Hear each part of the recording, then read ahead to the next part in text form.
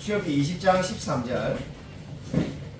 구약성경 113면에 있습니다. 구약성경 113면.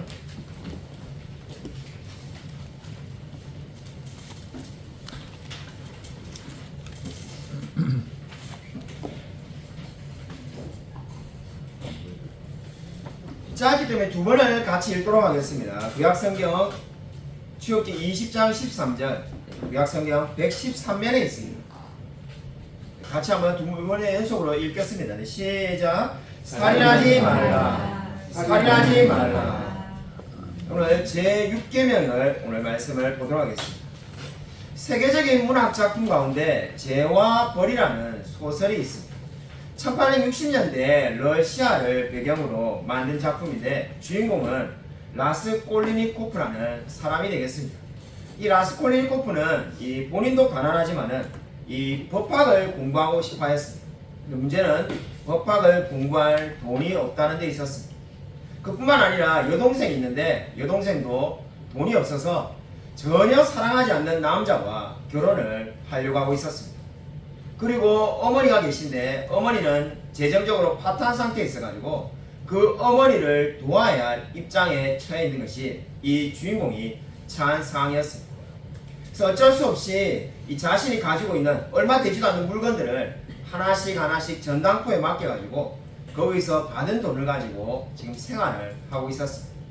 어느 날 전당포에 돈을 맡기러 가서 보니까는 전당포에 있는 늙은 주인이 자기가 너무나 필요한 돈을 가지고 있다는 것을 알게 되었습니다. 그래서 그 마음 가운데 살인하고 싶은 충동이 생깁니다.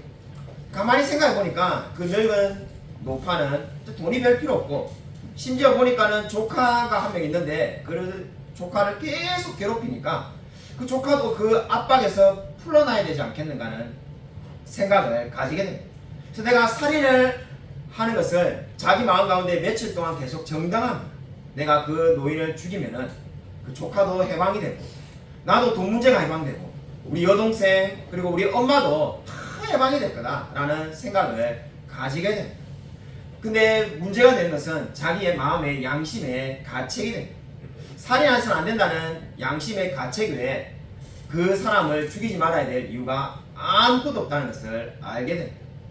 결국은 사람을 죽이게 되고 이제 그 범행이 다행히 들키지 않게 됩니다. 근데 문제는 양심의 가책이 그대로 남아 있습니다.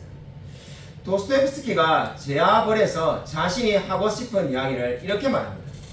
만약에 신이 없다면 인간은 자신이 원하는 대로 무엇이든지 할 수가 있다. 여러분 이 이야기가 무엇을 말하는 것 같습니까? 여러분 죄와 벌이라는 소설이 세계적인 문학 작품이 되고 지금도 계속 읽게 된 이유는 바로 인간의 양심이 있는데 모든 사람에게 있는 그 양심은 하나님이 존재하기 때문에 양심의 가책을 느낀다고 말을 하고 있는 겁니다. 다르게 말한다면 신이 존재하지 않는다면 하나님이 살아계시지 않는다면 사람은 그 어떠한 양심의 가책도 느끼지 않을 거라는 겁니다. 성경적으로도 정말로 맞는 말인 것이 로마서에 보면은 하나님께서 유대인에게는 율법을 주시고 이방인들에게는 무엇을 주셨다고 말을 합니까? 양심을 주셔가지고 그 양심이 율법의 역할을 한다고 분명히 말씀하고 있습니다. 그것을 소설로 잘 그려낸 작품이 죄와 벌이 되겠습니다. 왜 우리는 나쁜 짓을 하면 양심의 가책을 느끼는가? 바로 하나님이 살아 계시기 때문이라는 겁니다. 여러분 살인하지 말라라고 오늘 제6계명은 말씀하고 있습니다. 아마 여기에 이 자리에 있는 우리 모두에게 살인해도 됩니까? 라고 물어본다면 모두가 이구동성으로 안 된다고 말할 겁니다. 그러면 모든 사람이 지금 똑같은 것을 믿고 있는데 이보다 더 쉽고 명쾌한 말씀이 어디 있겠습니까? 네, 우리 오늘 이 말씀은 해석을 하는 데 있어서 어려움이 첫 번째 있고 두 번째로 적용하는 데로 또 어려움이 있습니다. 뭐가 어려울까 이런 생각이 여러분 하겠지만은 이 살인하지 말라는 역사적으로 굉장한 오해를 낳았던 말씀이 되겠습니다. 자, 여러분의 프린트본에 다 나와 있습니다. 주변에 있는 프린트를 참고해 주시고 살인하지 말라는 말씀에 대해서 여러분 영어 성경 가운데 킹 제임스 버전이라는 성경이 있습니다. 우리 교회 성도님들도 이 몇몇 분들이 열심히 읽으시는 성경 말씀인데 킹 제임스 버전이라고 이 영어 성경 가운데 가장 오래된 이 영어 성경이 있습니다. 실제로 더 오래된 제네바 성경이라는 성경이 있습니다만은 사실 우리 성도님들이 잘 모르고 성도님들이 아는 성경 가운데 가장 오래된 성경이 킹 제임스 버전이라는 성경이 있습니다. 문제는 킹 제임스 버전은 이 유셜라 킬이라고 해서 제가 프린트본에 적어놨는데 우리나라 말로 번역한다면은 살생하지 말라라고 이 말씀을 번역하고 있습니다. 그 외 모든 영어 성경들은 이 you shall not murder 해가지고 살인하지 말라라고 분명히 말을 하고 있는데 반해서 킹 제임스 버전만 좀 다르게 번역하고 있어요. 좀 다르게 번역하면 뭐 어떻는가? 여러분 아마 이렇게 뭐 지금 생각하는 분이 있었는지 모르겠지만은 역사를 보면은 엄청나게 많은 일을 만들어내게 됩니다. 아니 성경에 한 단어 다른 게뭐 킬과 murder 이게 뭐가 그리 다른가?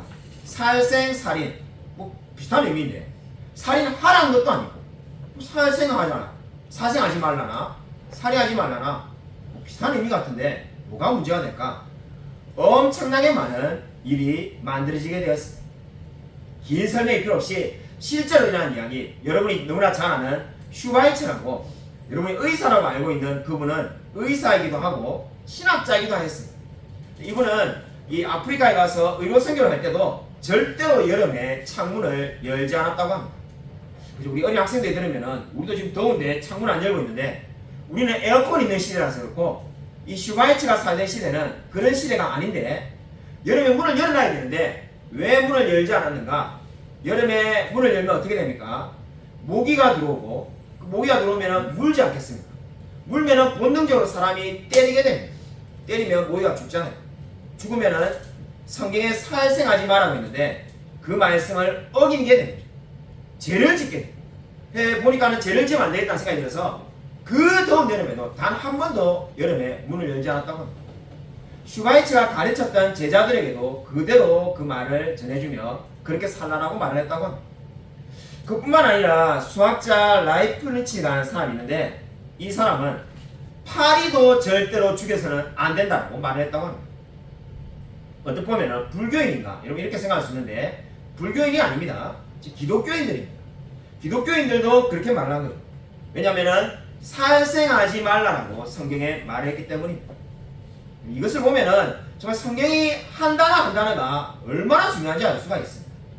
아 목사님 저 옛날에 캐캐묵은 이야기 목사님 책 많이 보셔가지고 저 슈바이처 뭐 이름만 들어봤지 학교 다닐 때 이름만 들어봤지 언제적 사람인지도 잘 기억도 안 나는 몇 년도 사람인지도 모르는 그때 일을 하신 게 아닙니까? 이렇게 생각할 수 있는데 이런 말씀 보존학회라고 여러분이 아마 들어보신 분이 많을 겁니다. 지금도 킹 제임스 버전만을 유일한 성경 말씀이라고 믿고 따르는 사람들이 우리나라에 있는데 그 사람들이 바로 말씀 보존학회입니다. 미국에도 있고 전 세계적으로 있습니다. 자, 거기에서 나온 출판사의 모든 책들을 한때 다 읽었던 적이 있는데 이 말씀 보존학회는 지금도 킹 제임스 버전만이 유일한 성경이라고 믿습니다. 그렇게 하면 안 되는 이유가 뭔가? 저는 솔직히 그분들을 만나면 묻고 싶은데 그러면 이 살생하지 말라는 말씀대로 정말로 모기도 안 죽이고 파리도 안 죽이고 바퀴벌레도 안 죽이고 그렇게 살고 있느냐 정말 묻고 싶죠. 근데 여러분이 그렇기 때문에 킹 제임스 버전만을 유일한 성경으로 믿어서는 안 되는 이유가 뭐냐면은 그렇게 되면은 이 성경에 이 킹 제임스 버전도 다 오류가 있기 때문에 완벽한 성경이 없습니다. 원본만 완벽한 거죠. 그렇기 때문에 어떻게 되겠습니까? 삶이 완전히 지금 슈바이처나 라이프니치처럼 완전히 달라질 수밖에 없습니다. 만약 완전히 안 달라지면은 그 사람은 늘 죄를 짓고 있는 거예요. 바퀴벌레를 죽일 때마다 죄를 짓고 있는 겁니다. 그러니까 그렇지 않은 이유가 뭡니까? 오늘 이 성경 말씀은 살생하지 말라가 아니라 살인하지 말라고 분명히 말씀하고 있습니다. 다시 말씀드리지만은 오늘 이 말씀은 살인하지 말라고 저와 여러분에게 분명히 말씀하고 있습니다. 칼빈은 이렇게 말을 하였습니다. 인간을 짓밟고 압제하고 죽이는 것은 하나님을 압제하고 죽이는 것이다. 그리고 칼빈이 모든 동물 아니면 뭐 파리나 모기를 죽이는 것도 잘못됐다 이렇게 말하지 않았습니다. 살인하지 말라는 말씀을 해석하여서 인간을 죽이는 것은 하나님을 죽이는 거라는 거죠. 왜 우리가 살인해서는 안 되는가? 사람을 내가 죽일 때 단순히 한 사람을 죽이는 것이 아니라 나는 하나님을 죽이는 거라는 겁니다. 그렇기 때문에 끊임없이 마음에 제가 서두에서 말했던 저하벌처럼 양심의 가책을 느낄 수밖에 없습니다. 자, 6계명을 해석하는데 이 어려움이 있다라고, 그리고 이제 주의할 점을 말씀을 드렸습니다. 적용을 하는데도 어려움이 있습니다. 뭐가 어렵나? 살이 안 하면 되는데. 우리 가운데 살이 해본 사람 아무도 없는데 뭐가 어려울까? 이 엄청나게 어려운 문제가 있죠. 바로 대표적인 예가 여호와의 증인이 되겠습니다. 살인하지 말라고 말하니까 여호와의 증인이 옳은 것처럼 느껴지지 않습니다. 여호와의 증인은 살인하지 않기 위해서 군대도 가지 않습니다. 군대에 가서 총을 잡고 물론 이렇게 살인하지 않고 제대할 수도 있습니다만은 전쟁이 나면은 이라크나 어디에 파병돼가지고 사람을 죽일 수도 있으니까 살인하지 않기 위해서 군에 징집되는 것을 거부합니다. 오늘 이 말씀을 보니까는 여호와의 증인이 옳은 것처럼 느껴지지 않습니다. 오늘부터 그죠? 이 말씀이 살해하지 말라는 말씀을 믿으면은 우리 좀 있으면 이제 이래도 몇 년 뒤에 군대 갈 텐데 이래도 군대를 안 가야 될 것 같은데 여러분 어떻게 해석해야 될까요?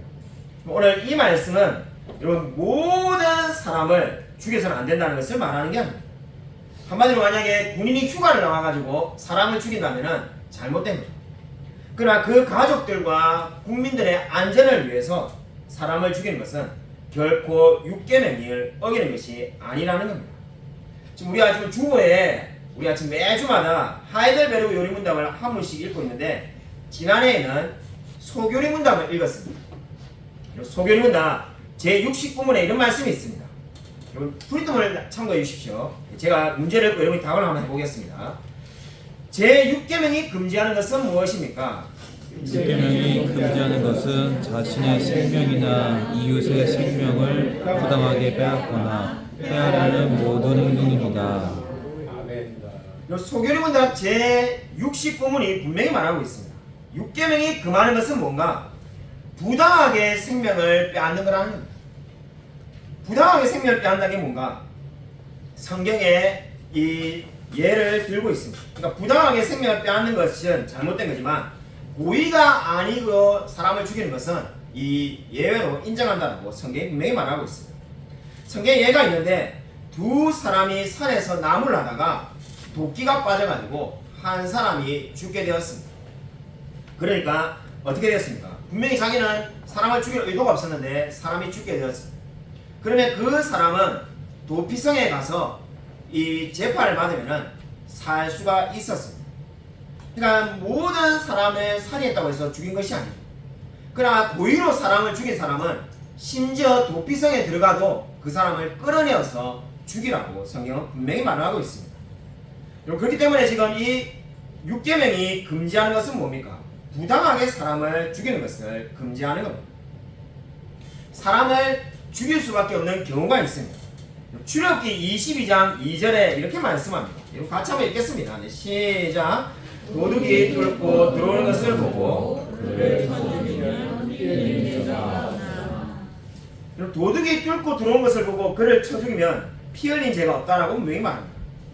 사람을 죽이면 안 된다는 말이 도둑이 와가지고 강도가 저와 여러분을 죽이려고 하는데 그렇지 사람을 살해하면 안 되니까 내가 맞아서 죽어야 되겠구나 그런 것이 아니라는 겁니다. 성경이 분명히 말을 하고 있습니다. 그러니까 여기서 그러니까 살해하지 말라는 말은 뭡니까? 부당하게 정말 자기의 이익을 위해서 또는 자기의 미움을 위해서 그렇게 죽이는 것은 잘못되었다라고 성경이 분명히 말을 하고 있습니다. 설교 준비를 하고 있는데 우리 교회에 장례식이 났습니다. 엊그제 우리 소정 집사님의 어머니 이 장례식에 갔다 왔습니다. 오늘 지금 이제 발인 예배, 하간 예배가 있으니까 오늘 우리 교회에 오지 못하셨는데 이 민복래 성도님의 장례식을 다녀왔습니다. 이 김포까지 갔다 왔었는데 우리 여러 성도님들이 함께 가서 너무나 감사했습니다. 사실 몇 주 전에 제가 이미 이 민복래 이 성도님, 우리 소정쌤 어머니가 예수님을 안 믿는다는 이야기를 듣고 제가 전도하기 위해서 이 찾아뵙겠다고 말을 하니까 6자매, 그러니까 이 6명의 형제 중에 2명만 예수를 믿고 4명이 믿지 않으니까 불편하게 여긴다고 해서 찾아가지 않았습니다. 그래서 한마디 오지 말라고 해서 안 갔습니다. 네, 감사한 것은 이야기를 들으니까 우리 박천홍 성육사님이 얼마나 열심히 기도했으면은 그리고 우리 성도님들도 많이 기도하셨죠. 그 덕분에 돌아가시기 전에 예수님을 믿습니까? 라고 믿으셔야 된다고 말하니까 계속해서 아멘 아멘 이렇게 말씀을 또렷하게 계속 말씀하시다가 돌아가셨다고 합니다. 그래서 얼마나 감사한지 그 덕분에 제가 가서 위로 예배 드릴 때도 이 정말 성도님이라고 부르고 이 감사하게 설교하였습니다. 정말 우리가 한 사람이 이게 죽는 것을 보면은 오늘 우리 살인하지 말라고 했는데 정말 죽음이 늘 우리 곁에 있다는 생각이 듭니다. 자, 이 말씀을 이렇게 안 그래도 준비하면서 그런 생각을 많이 했는데 오늘 교회 오니까 또 정정 목사님도 오시자마자 죽음이 늘 우리 옆에 있다라고 말해서 이 정말 그 마음이 정말 이 다시금 한번 생각하게 되었습니다.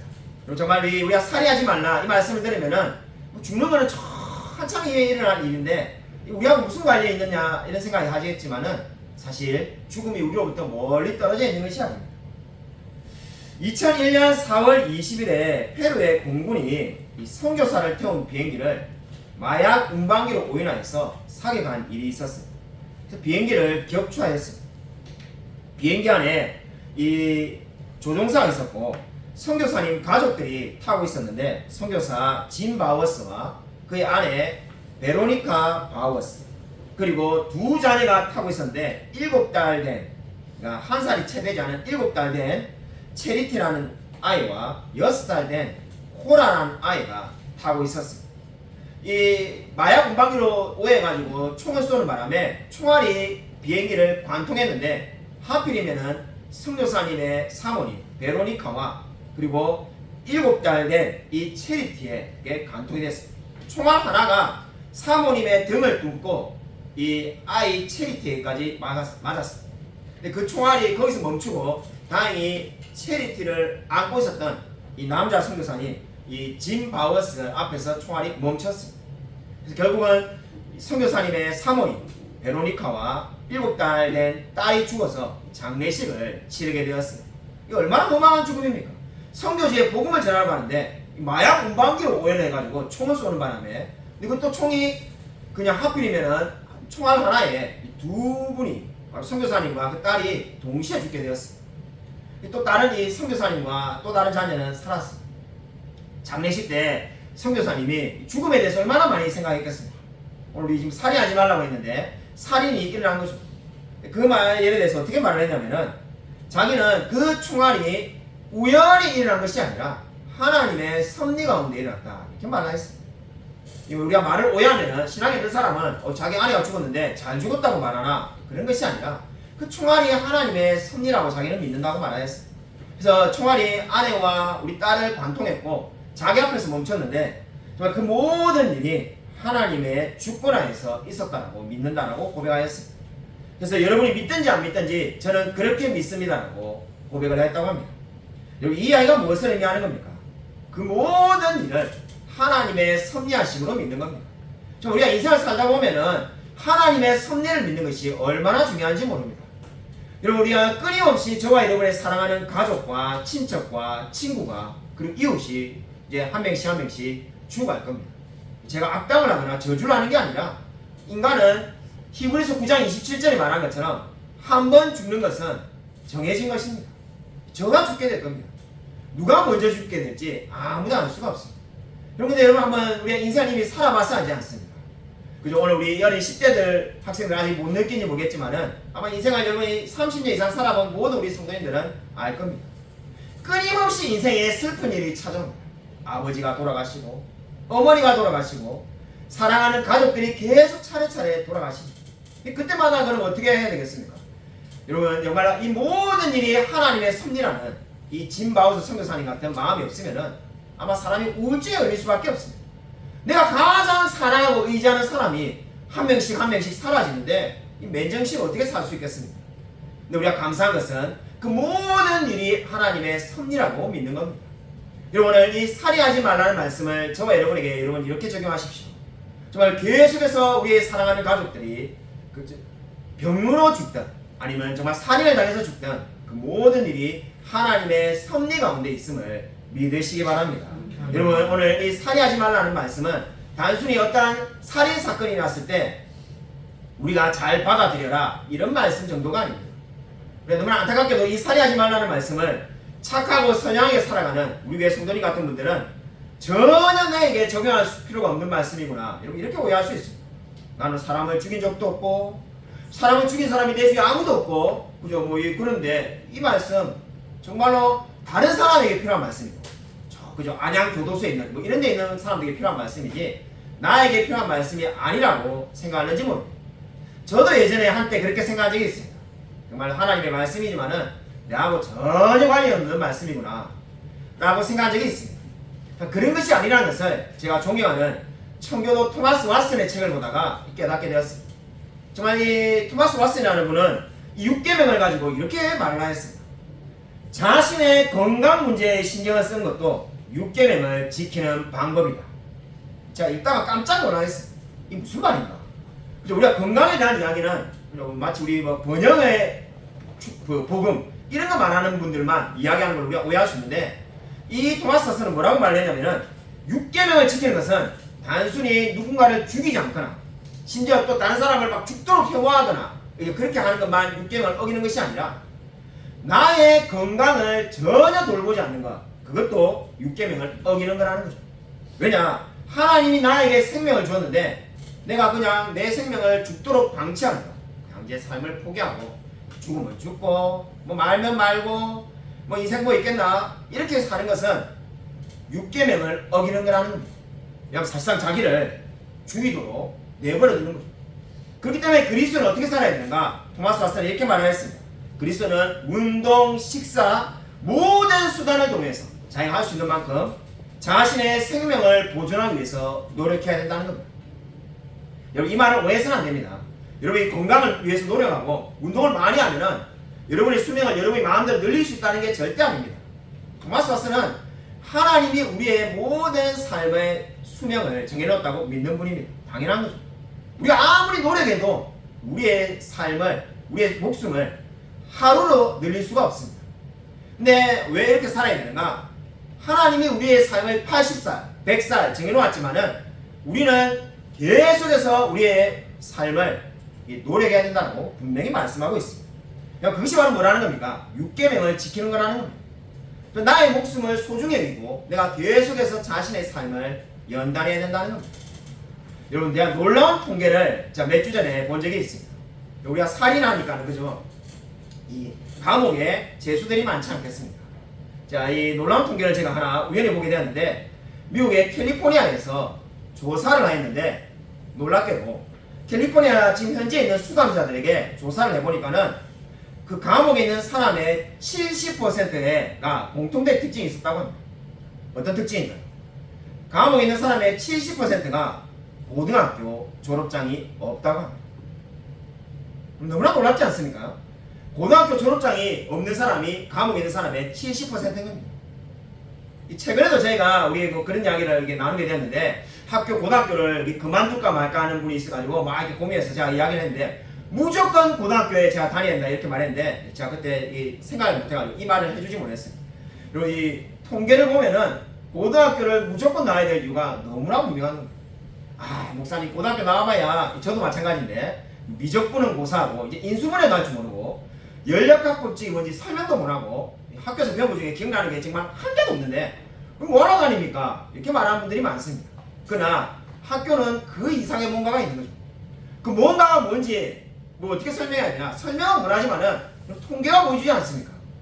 감옥에 있는 죄수 중에 70%가 미국의 캘리포니아에 고등학교 졸업장이 없습니다. 이 말이 뭡니까? 학교를 무조건 다녀야 된다는 거죠. 학교를 다니는 것이 단순히 그냥 내 수학 10점 받고 100점 받고 이 정도 차원이 아니라 사람을 변화시키는데 뭔가 엄청난 영향을 미친다는 것을 분명히 알 수가 있습니다. 자, 이렇게 이야기를 하면은 꼭 이렇게 반대로 말을 하는 분들이 있습니다. 어떻게 그렇게 생각이 드는지 꼭 그렇게 말을 하더라고요. 목사님 정주행 회장 보십시오. 초등학교밖에 안 나와도 뭐 현대를 일으키지 않았습니까? 그분은 분들은 예외인 거죠. 정말로 그렇지가 않습니다. 좀 우리에게 꼭 필요한 게 뭔가? 저는 오늘 우리가 매주마다 제가 학생들을 위해서 설교할 수 없습니다만은 물론 뭐 우리 중고등부 담당자이신 정지영 목사님이 설교를 잘하고 계십니다만은 우리 학생들에게 그렇게 말을 해주고 싶습니다. 학교에서 정말 1등을 하거나 35등을 하거나 그런 것이 중요한 것이 아니라 자신이 뭔가를 최선을 다해서 하고 있는 것이 너무나 중요합니다.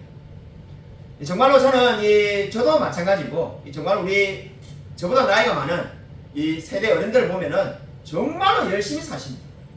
우리 교회 모든 분들이 다 부자가 아니지 않습니까? 그러나 굉장히 열심히 살고 우리 교회 그 사랑의 분들 보면은 굉장히 밝고 건강하게 살고 그죠? 본인들이 막 오히려 회비를 걷어가지고 누가 장래 나면 부조도 하고 축의금도 내고 얼마나 즐겁게 사십니까?